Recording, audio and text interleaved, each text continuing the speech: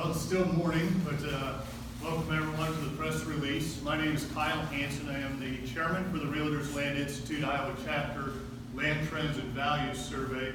I'm going to be doing a joint presentation this morning with two other individuals, Matt Vector and Elliot Seifert. I've been doing the survey since 2011, and it's time to turn it over to a few other individuals to handle. So I'm going to get the presentation started, and I'm going to turn it over to Matt, and he is going to give us an update on what is happening since March for the cropland portion of the survey, and then Elliot's going to present on the pasture values and the non-tillable timber values for the last 6 months, and then I'll wrap up the presentation. The Realtors Land Institute, we are part of the National Association of Realtors. So we are organized of realtors who specialize in agricultural farmland sales, as well as management, development, and appraisals. So our members specialize primarily right in the land sector of real estate. We also ask our participants that do help us with this survey, we ask their opinions of the current status of Iowa farmland values, the farmland market. We ask them to estimate the average value for farmland as of September 1st for bare, unimproved farm ground with the sale price on a cash basis. So those are the kind of rules and who we respond and ask to give figures for so that we can keep the survey consistent over time. And with that, I'm going to bring Matt up, and Matt Vector is going to visit about our cropland values and what it's changed since the last 6 months. Matt?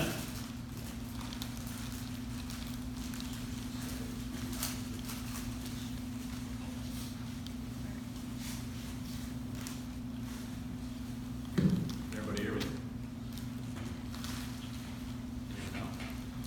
Should be heard. Hear me now? There you go. All right. Well, thanks, Kyle. I'm just going to run through the numbers here quick. So the survey showed for the last 6 months, from March to September, for state of Iowa as a whole, that we had a slight increase of 0.8%. So pretty flat, but maybe trending up just a tick. So where did 0.8 come from?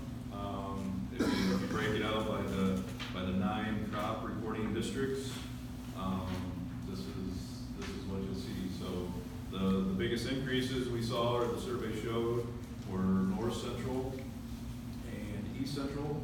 Both of those, the respondents showed that we were up 1.8%. And the biggest decrease the last 6 months was in Northwest Iowa at a decrease of 1.2%. But you know, as a whole, all bouncing around pretty flat, but you do see some small changes depending on the region. So if you take the last 6 months and stack it on top of the 6 months before that, so give us a calendar year from September 1 to September 1 of 19. This is what you'll see for year-over-year change. Again, biggest decreases, South Central at 1.9% decrease, and Northeast at 1.9% decrease. Biggest increase, kind of an outlier, would be Southeast Iowa at an increase of 4.4%. Kind of what some of the respondents said was Southeast Iowa probably had 2-3 years of a drought. Last year and this year, they finally raised a little better crop. And a few folks mentioned that there were some pretty big highway expansion projects that led to some 1033 money coming into the market.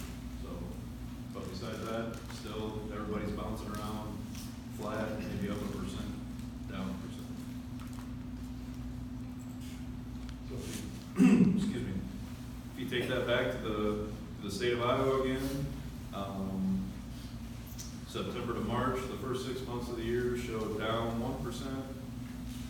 March to September, the last 6 months, up 0.8. So for a year-over-year, pretty flat, maybe down 0.2% for a state average. But I think, like these guys are going to talk about, there's a lot of local strength and weakness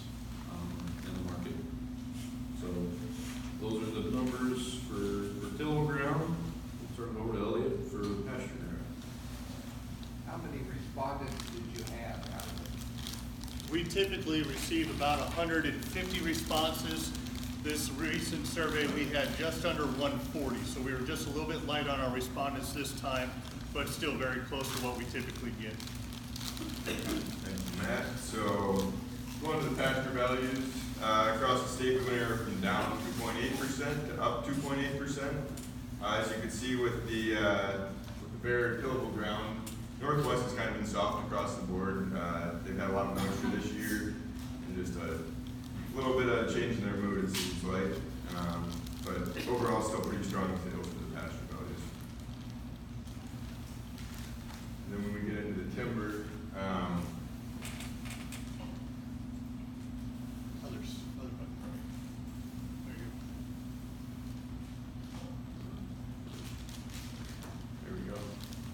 for timber, we went from down 1.2% in central Iowa to up 3.5% in southeast Iowa. And you can see south central is also down a little bit. We heard that there's been kind of a little bit of maybe oversell of timber there, and you can see that it's almost $3,000 an acre. But then you get over into eastern Iowa, we talked to some of the realtors that they had a really strong spring with a lot of sales, and it started to soften up here a little bit coming to the end of the summer and spring into the fall. And then for the few other surveys that have been out, so the Federal Reserve here since April, they've seen a slight uptick, just 1%. So again, still pretty steady. And then over year for the Federal Reserve, we're still down 2%. The winter months over the last year were a little softer, but it seems like we're starting to turn that around just a bit. And USDA has shown fairly similar results. Across the U.S., up 1.2%, but slightly down in the state of Iowa. Yeah. Those timber sales, are those designated as harvestable, marketable timber or scrap timber? And there's no certain classification, it's just timber sales across the board. Typically, it does not include harvested timber. It's more recreational timber. And then that's all I got here, so we'll bring Kyle back up. Do this.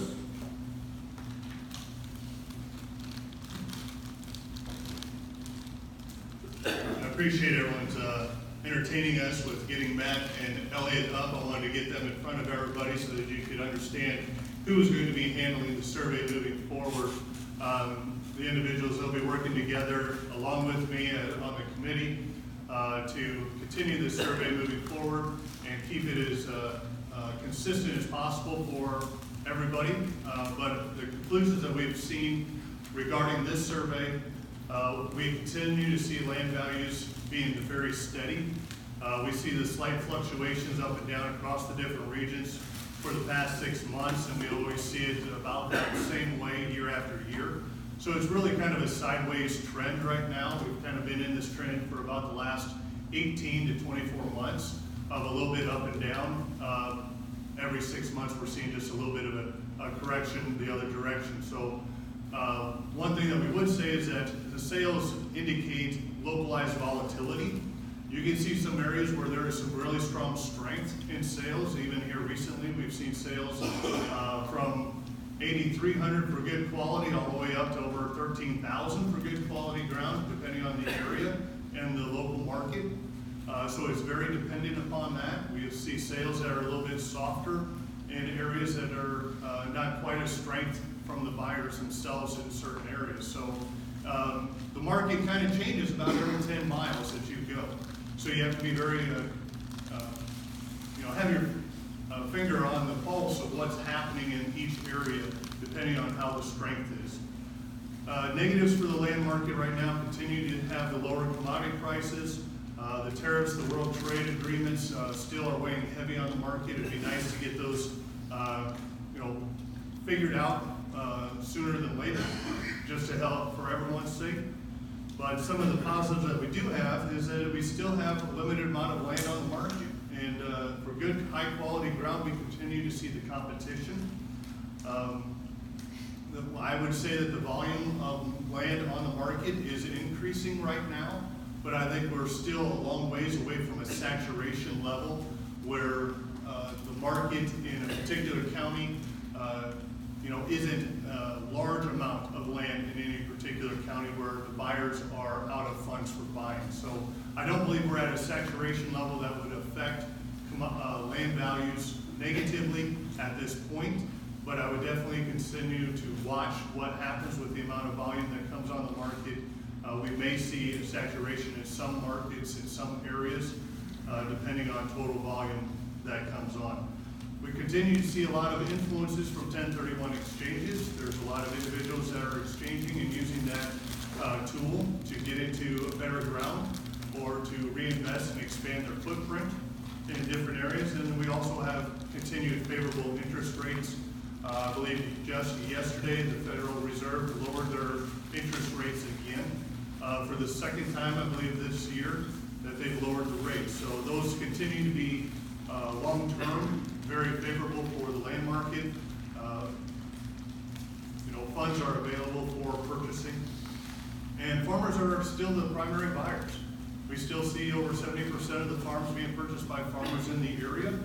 So that's a good thing, but we do know that investors are buying. Again, those 1031 buyers are coming out of Des Moines, Iowa City, Davenport, or the Quad Cities area that are buying as they sell development land. They are reinvesting into agricultural farm ground. Elliott indicated that the recreational market has been steady to strong in certain areas. Other areas have seen just a little bit of softening, but not much. We do see still a very active market in recreational land. As far as what we see in the future, it's always uncertain. It'd be easy that if we had trade war agreements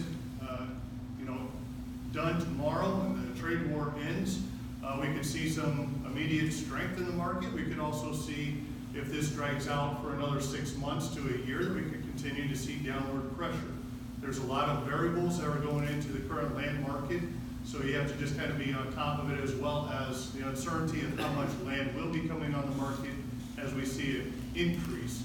From what we saw at this time last year, I would say we are seeing a little bit more on the market, so we want to continue to watch that volume entering the market for sale.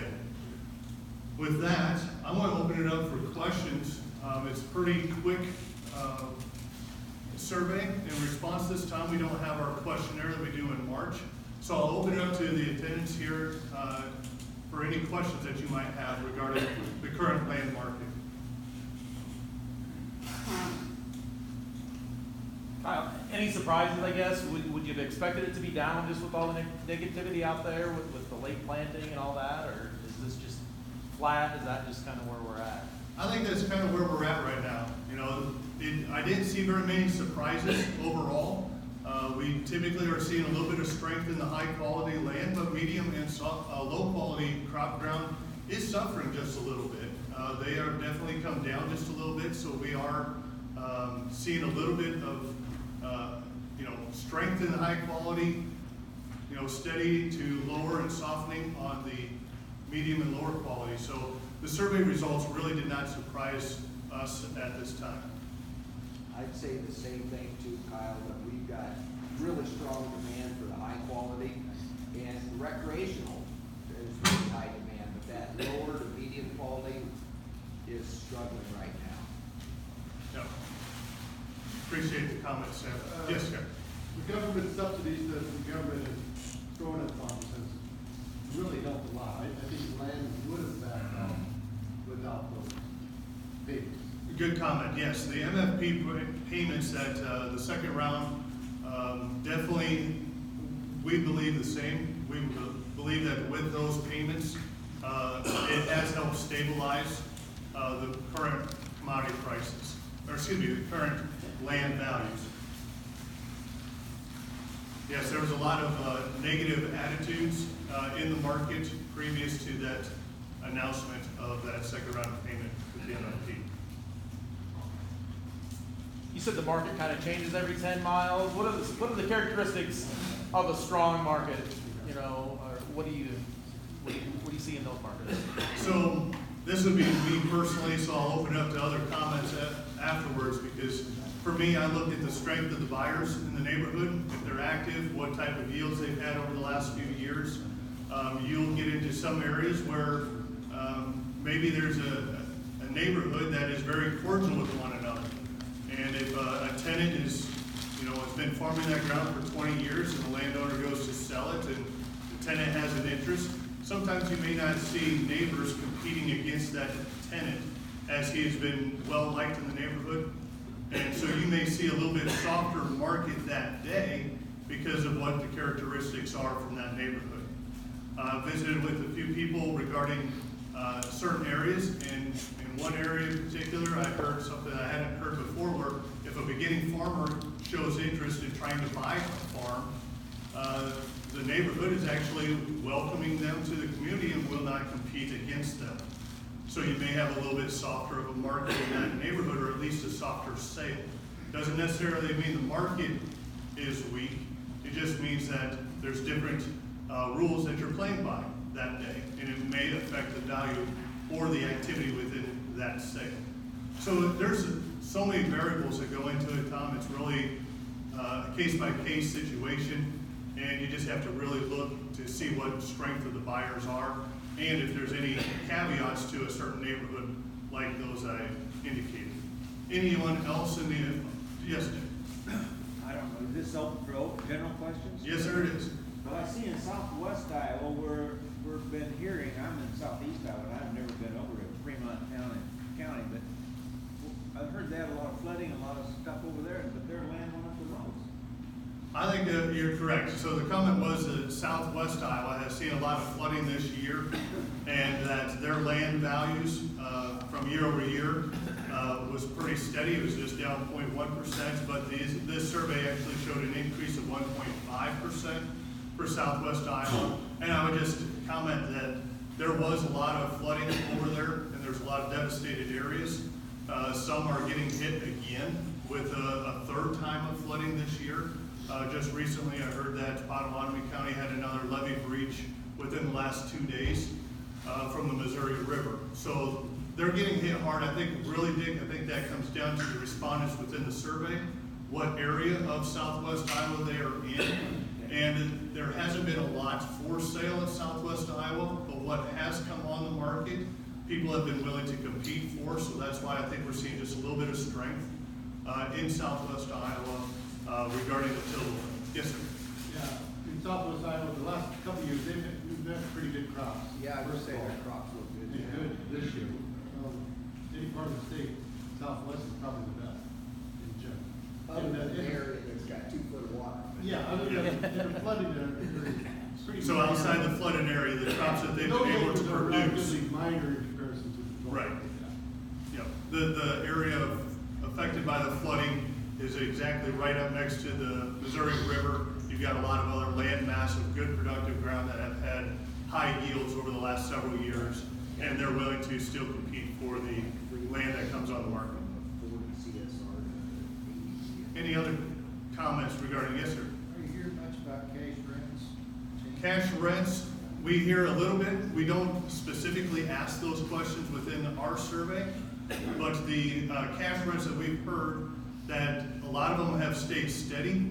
It always depends on where you start, obviously, but we've heard a lot of cash rents staying steady from what they were a year ago, and we've heard some decreases and some increases. So I believe it's going to be very dependent on where you started. But I think, for the most part, I think the cash rents are steady from what they were at a year ago.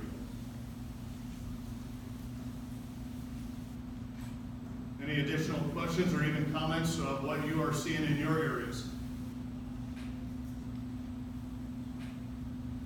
I just have one more. You said a slight uptick in land for sale. Why are guys selling? Are these guys who just decided, it's time now, or are they worried about the market going down more, or are they just? I've had a little bit of both. The majority of the sellers are estates, so it's not actively farming farmers that are selling. These are primarily estates that have multiple family members. Sometimes you will get into 10 to even 20 owners in different corporations and estates or heirs. And so when you start dealing with that many, a lot of them are saying, you know what, we've seen a little bit of a stabilization in the market. Obviously, a lot of people don't like to sell when the market's decreasing. So they saw a little bit of stability and decided that now is the right time to sell. I don't have anyone that has the same reason for selling that I'm working with right now. Some have commented that with the trade wars, they feel like there may be some negative pressure downward and that they are making the decision to sell now. And fortunate for them, we haven't seen the actual reduction in value for the land prices right now. Anyone else wish to comment on that? Yes, sir. When they have this deal with, paying farmers so much for this and that, who gets that, the tenant or the landlord? It goes to the tenant, the person that's actually producing. That's because it goes to according to how many acres they planted. So it's going to be the actual producer that's getting those payments.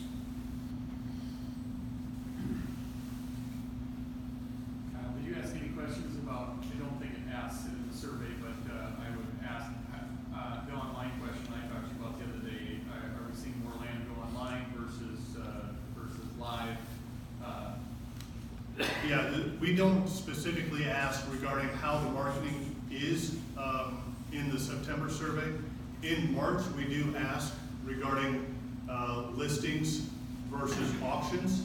We may need to update that questionnaire and ask about online auctions or online marketing to see what type of trend and how the market is moving. But for this survey, we did not ask any of those questions. We do see some online auctions that are taking place for land, which is fairly new in this region. Yes? Is this survey like random survey? How are you doing that survey? We do this survey every 6 months, every March 1st and every September 1st. We conduct the survey and we send it out to roughly 400 individuals that are either bankers, rural appraisers, real estate agents, or farm managers that specialize in agricultural land sales and have a good knowledge of what's happening in the agricultural market. And then their responses, we compile and put together the survey. So it's twice a year that we do the survey.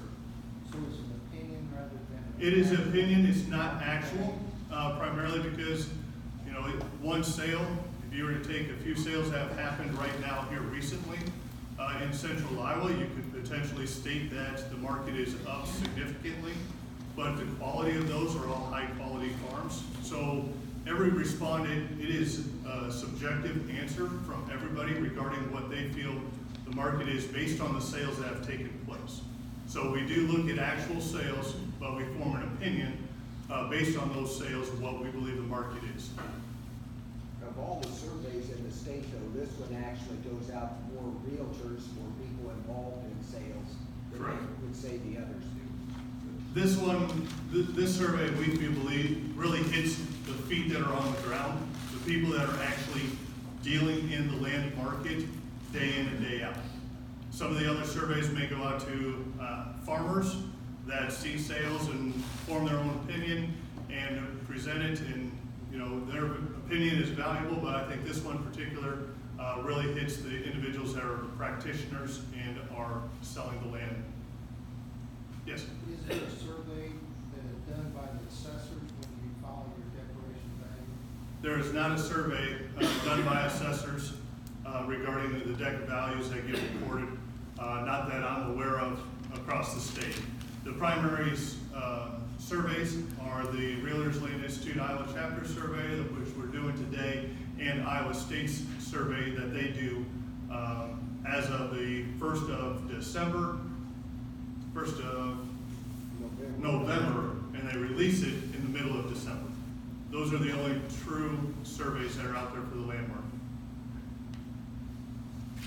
Yes, Terry. Past history between the two, though, has been fairly accurate, fairly close. Yeah, the activity has been fairly close. We see similar responses. Always timing is a big key factor. I believe that we're getting kind of, with March and September, we get the growing season and the planting season kind of, or I should say marketing season with the March one. What's happened over the winter months, how's everyone's attitude going into that crop year, and then after the growing season with the September survey, how they feel going into harvest. It's really We think timing plays a factor in it, but for the most part, you can see very similar responses between the two If you go back to surveys. your slide there, if you probably, you can see the different time frames that the different surveys cover. And I bet if we were all doing it about the same, we'd come up pretty close to the same results. Yeah, There, we got an April first to July one, and then July one to July one, and August. So, you know, if we were all using the same time frame, I bet we'd be very, very close. I think you're right, Sam. Is Iowa State year to year, right? Yes, Iowa State's is just a year to year. They do not do mid-year updates. Any additional questions? With that, I thank everyone for their attendance today. The press release, if you have any questions, please let us know. You can also look on our website, rliiowachapter.com, for the survey and the past surveys. Thank you.